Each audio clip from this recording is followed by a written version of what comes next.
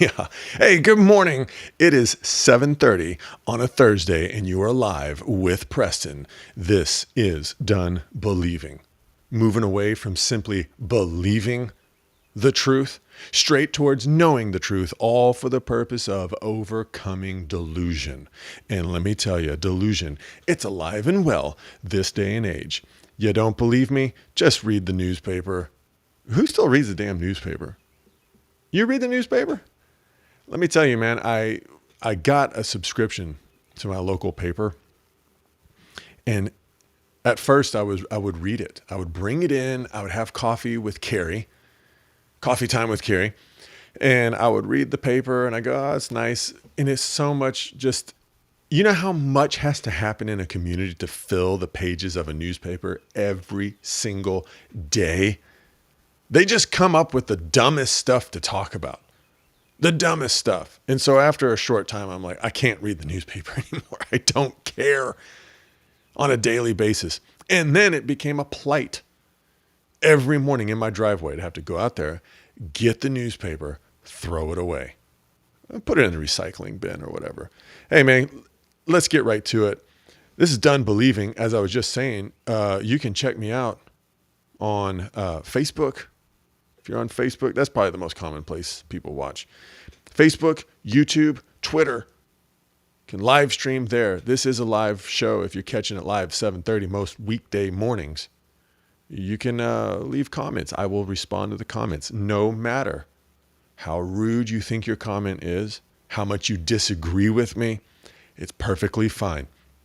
If you think I'm doing something wrong, you can put it in the comments. I am big enough to handle that. I totally understand that I don't do everything wrong. That being said, let's talk about somebody who did something wrong. I want to show you a little video clip here. This guy made a huge mistake. Here, ready for it? Here it is. Go.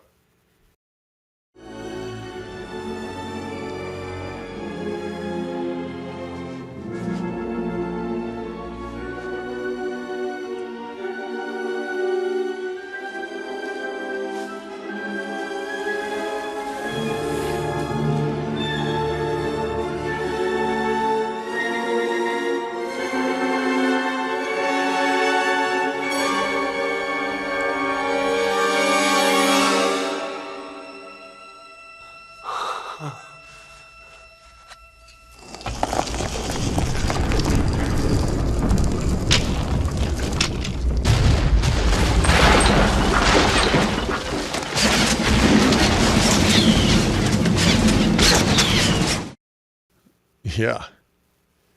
Huge mistake that guy made. Let me tell you, he was a little off with his measurement. Maybe whatever. Hey, most of us, when we think of an idol, that's our concept. That's the idea that we have of what an idol is. It's something that's ancient. It's from a long time ago. It's probably made out of something really valuable. Belongs in a museum to be looked at and marveled at, whatever. It's worth risking our lives over. I don't know about that, but the key points, key takeaways of our concept, modern day concept of what an idol is. Something old that the ancients used to do. These dumb, primitive people that didn't know any better. And so we're smarter than them now. We're so smart. We can outmaneuver their booby traps. That's kind of like the problem that Indiana Jones there got himself into. He's like, oh, I'm smarter than the ancients. They were dumb enough to worship an idol. I'm not like them. He's a professor. He works at a woke liberal college teaching kids, critical race theory or something. I don't know. Just joking. Can you imagine that? Can you imagine if Indiana Jones, instead of going and doing stuff like this, something beneficial to study the ancient world, instead he was teaching women's studies? What a freaking waste of talent. Can you imagine the how boring that movie would be? I just had this idea, this image pop into my head of Indiana Jones. The whole movie is his perils on a university campus teaching woke theories. And then, like, instead of, if you keep watching the film, like the big boulder chases him. Instead, he's like arguing with people about how they shouldn't be fat phobic. And then he's going down the stairs, and then like a fat person trips and falls and then is like rolling down the stairs behind him. And he's like running, you know, anyways, so stupid. So stupid. But let me get to my point though. You have no ideals. People today, they believe, oh, the idols were the ancients. They were stupid. They were primitive. We have ideals now. We have ideologies and concepts that lead and guide us. You don't have ideals. I'm telling you that right now. Hate to be the bearer of bad news. You have idols. You don't have ideals. And the name of the video, ideal or an idol? That's the question. So what is an idol? I've got a definition for you. I've done the hard work of looking these up. I'll tell you. An idol, it's an image. It's the image of something greater in which you worship the image of it. So there in the Indiana Jones, that idol was just an image of whatever entity that they admired and wanted to worship. So simply put, an idol is just an image. Let's keep going. What is an ideal? An ideal is a concept. And what a concept is it's just an image in our minds of something that could be. It's not actually reality. Notice the similarities there. An idol is an image of something. An ideal, and let me tell you, these people protesting, marching in the streets, people at college campuses, and what they're pursuing, they are ideals. They're not realities. They're sitting around in a college campus learning about things, but these kids at that age, they have no experience. They only have ideals. They only have concepts of things that could be. But my point being, it's an image in your mind, a concept. All right, so let me give you an example of the ideal life. And here's what you see people getting into. They don't think that they have idols. They think that they have ideals. I have an image. I have a vision of what I want my life to look like. There's a lot of people, and I've known some, their ideals are holding them back from doing things like buying property. They look at 1,500 houses, and none of the houses are exactly what they want, so it holds them back. Well, this one doesn't have this. This one doesn't have this. You're going to have to make some compromises. If you ever watch House Hunters, they show them 3 houses in each episode. And inevitably, the people have a checklist of their ideal home. It's got to have this, this, this, and it's got to have a big backyard, an island in the kitchen. It's got to be close to my job. And so they show them 3 houses, and the houses don't have all 3 of those points. They get close. They might have 2 of the 3, but they rarely have all 3. And the realtors, the real estate agents, are constantly telling the home buyers, the potential home buyers, you're going to have to make a concession. You're going to have to, what's that word I just used? I can't remember. You're going to have to make a compromise, or you're going to have to put in your own island later on, but you got to make a decision now. And so many times, that's just on a TV show. In real life, I've known people that their ideal home, the image they have in their head, is so strong, it holds them back from actually buying property. And now this day and age, the climate that we're in, the economic climate we're in, if you're paying rent right now, you're paying a lot, as opposed to if you had bought a home and you're paying a mortgage. Your mortgage is going to be cheaper than rent every time. So I see people suffering because of that. What else? I've known people that their ideal of what the ideal family looks like is holding them back from having kids. Well, it's just not a good time to have kids. Let me tell you, as a guy who's had 3, well, I didn't have 3 kids. My wife had the kids. As a father of 3, it's never a good time to bring a parasite into the world. And I say that with all love. But these kids, man, when they're babies, they can't take care of themselves. They're dependent. They break your stuff. They throw pudding cups in the back of your car.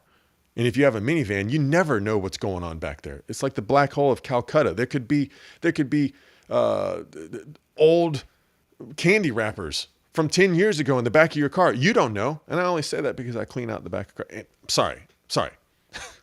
Let me get back on track. My apologies.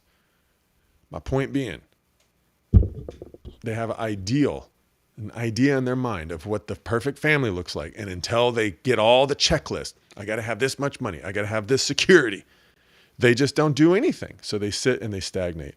The ideal wedding. You ever known anybody that it's like, why don't you just marry this person already? And they've been dating for 10 years. Well, we want to have the perfect wedding. Ever since I was a child, I envisioned what I wanted my wedding day to look like. And sadly, that'll be like the husband saying that. What kind of man has an ideal wedding?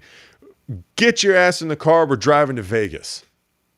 Boom, gonna elope. It doesn't get much more romantic than eloping in my mind. Anyways, so they're ideals holding you back. Now you tell me that's not idol. That's not an idol in your life. So what is idolatry? Again, these are all old school concepts and vocabulary that's like, well, that's the ancients. That's Indiana Jones stuff. That's not real. That's not real life today. Idolatry. What is idolatry? I don't care. Nobody's an idol worshiper anymore. Well, what is idolatry? It's extreme admiration. You admire it so much. You admire somebody else's life, somebody else's success, the world's concept, ideal of life and success so much that it controls your life. It controls what you do. So idolatry, it's extreme admiration to the point where you're going to follow a system of beliefs and worship of whatever this thing is that you admire. That's idolatry. What about, what's that word? I got idol and ideal. Ideology. I got these two words mixed up in my head. What is ideology? Is that the right word? Am I saying that right? I can't even tell if I'm saying these words right or wrong. Okay. Ideology is put simply, there's a definition to it. What is it? It's like a system of beliefs or something like that. You could say that capitalism is an ideology. But listen, let's look at the word. Ideal, it's a concept. It's a thought. Ology is the root word, is a Latin for the study of. So what is ideology? It's the study of ideas. It's not the study of real realities. It's the study of ideas. Okay? It's not the study of experience. It's not listening to somebody who's been there, done that. It's just having a good time talking about, oh, maybe this will work or maybe that'll work. Again, that's why I don't like talking about home renovations with my wife. Because I'm a man. And I'm like, this is what we should do. We should rip out this kitchen. We should put it like this. I got a picture. That's the vision. That's what I want to do. And then I can start this on Monday and I'll start with the destruction and then one thing will lead to another. And I got it all planned out in my mind. And she's like, well, there's this. And she's got her phone. Well, there's this. Well, there's this. And I'm like, what are you doing? What are you showing me 1,500 different photos and ideas for a kitchen remodel? Well, I'm just throwing all the ideas out there. I don't want all the ideas. You're making me crazy. But she likes to look at all the different ideas. And I like to pick up a hammer and start destroying things. So, we work well together. No, the kitchen, it's still not remodeled. It's just still sitting there all old, out of date. So ideology, the study of ideas instead of experience. And something came to my mind. Okay, I'm going to try to wrap up on this.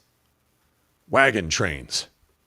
What the hell? How does a wagon train from the 1800s connect to idolatry and ideology? But before I explain wagon trains, I got a comment here from Mr. Seth Radliff. He says college kids are always chasing ideals. That's true.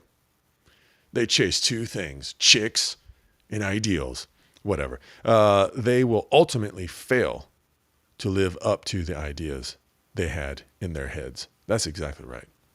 And only a person with experience, Seth, only a person with experience can realize that, can finally realize, you know what, the ideals in my head, they're just never going to happen. I'm just going to have to make a decision and see what happens.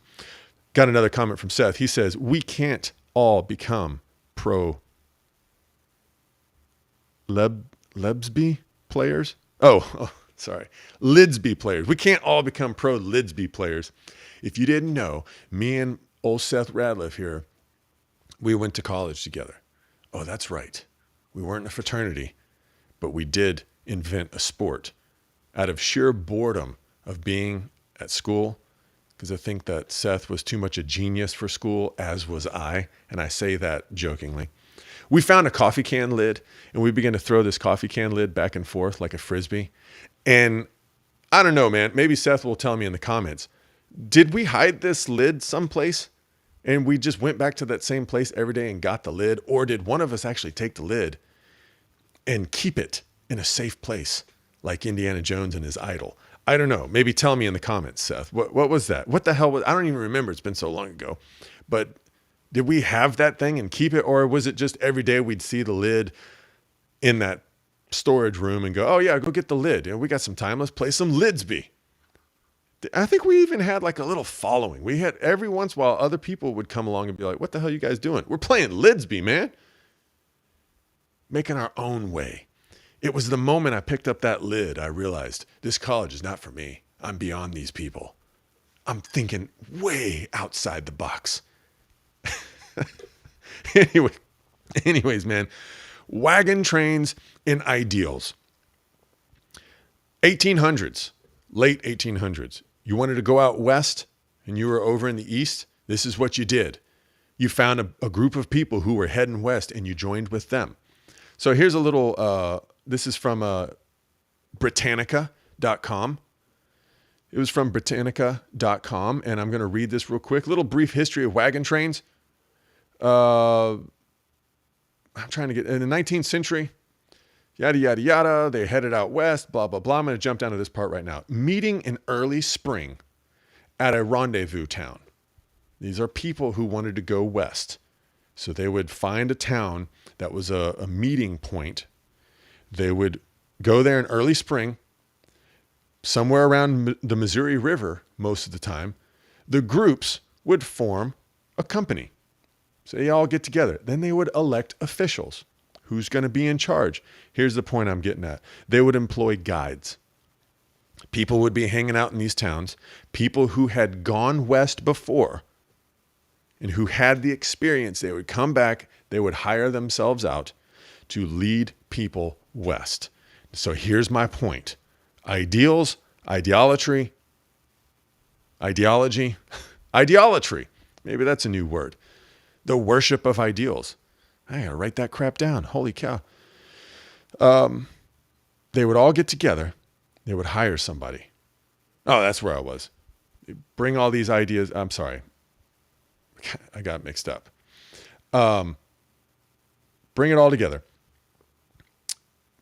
Do you want a person who has experience to tell you how to get where you're going? Or do you want a person who has ideals?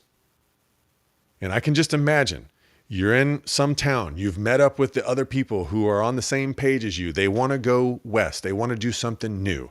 And here's two choices. A guy who's got a big scar across his face because a bear slashed his face, and then he's got half of his scalp missing because one time he got caught by Indians and they almost scalped him, but he got away. So he knows the lay of the land, so to speak. Do you want the guy who's all beat up because he's been out west a couple of times?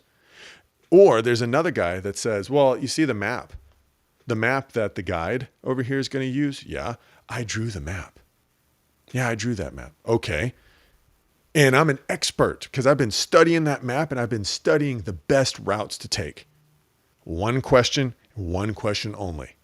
Have you, the guy who made the map, the guy who's an expert at maps, the guy who has been studying routes, have you ever actually gone west? Simple answer. No, I haven't. Okay, thanks. Hey, you guy with half his hair and half an eyeball. Have you ever been out west? Yep. Guess who is going to be chosen to be the guide for the wagon train? The guy with the experience. So I suggest to you, most religious leaders, most school and professors and experts, most people reading you the news every night, the vast majority, they're people with good arguments, and good ideologies. But I'm telling you now, the idols of the ancient world that we marvel at and go, oh, isn't that cute? They used to believe that. Those idols, they're alive and well today. They're in the form of ideologies. And so many people, they're hiring the guy who's only studied the map and even made a couple of maps. They're hiring him. They're listening to him because he's nice looking. He speaks well. He's not ugly and torn up like the guy with half an eyeball and half a scalped head. It's a damn shame. Got one last comment from Seth here. It was left at the college. Asher got into it. Yeah, Asher was another friend of ours that also picked up and got into Lidsby. He taught us a few things. So think about that. Your ideals are just a belief system. That's all they are. Can you hear the chickens? These chickens got to go, man. I don't know if you heard a previous video I did, but these chickens, they get out. They're my wife's chickens. They get out, Carrie's chickens, and they like get right here by this window you can't see, and they just make a bunch of noise. It'll drive you up the wall. Guys, have a great one. Think about that today. Are you living in concepts or are you living in reality? And the only way you can live in reality is doubt every single thought that goes through your mind. Every single thought is only a thought, and you didn't put it there yourself. It just pops into your head, and you can't control it. If you try to control your thoughts, you'll drive yourself crazy. You'll spend a ton of mental energy, which is the question of the week. Where does your energy come from? I did skip over that, but you got to doubt every thought. And doubting the thought doesn't mean that every thought is a lie. It just means you doubt it. And when you doubt it, you're forcing that thought to prove itself correct. Prove it. If you got a thought, oh, it's going to be a bad day. Okay, prove it that it's going to be a bad day. And then, you go through the day and it ends up sucking. You go, yeah, it was a bad day. Doubt every single thought all the time and make it a habit. It's a process to get into living outside of your thoughts. But once you do, life is great. You will notice a huge difference. I'm going to end there. We'll catch you later. I guess tomorrow's Friday already, huh? 7:30 a.m. right here. Done believing.